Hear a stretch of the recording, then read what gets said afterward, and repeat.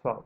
Então, neste vídeo nós vamos falar sobre um teste que é muito utilizado para verificar se há diferenças significativas para variáveis qualitativas entre grupos, que é o teste do Q² de Pearson.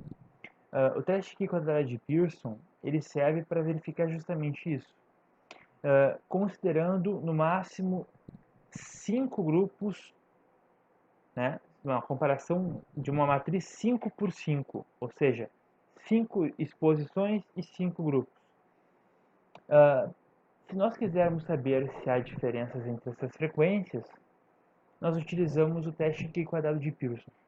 Então, por exemplo, se nós quisermos saber, eu vou dar um exemplo assim bem simples para a gente entender. Torcedores. Aqui no Rio Grande do Sul, qual é a torcida maior? Se é do Grêmio ou do Inter? Em diferentes cidades, considerando, por exemplo, Canoas, Porto Alegre, Bagé, Caxias do Sul e Bento Gonçalves. Nós temos 5 grupos e nós temos duas possibilidades, Grêmio ou Inter.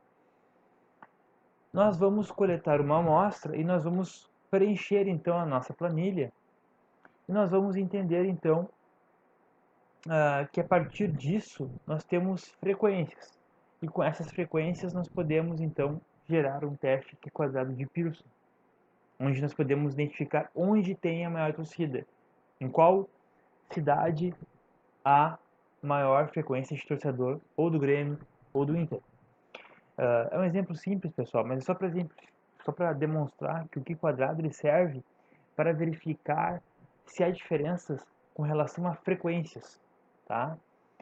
Existe uma adaptação que foi feita do Q² de Pearson. Ele tem esse nome Q² de Pearson porque quem criou o teste é o Carl Pearson, um estatístico, e teve uma adaptação posterior proposta pelo Ronald Fisher, que se chama teste exato de Fisher. Então, quando as frequências forem muito baixas para uma dada matriz, nós usamos o teste exato de Fisher. Ele é um ajuste, só que ele permite no máximo 2 por 2.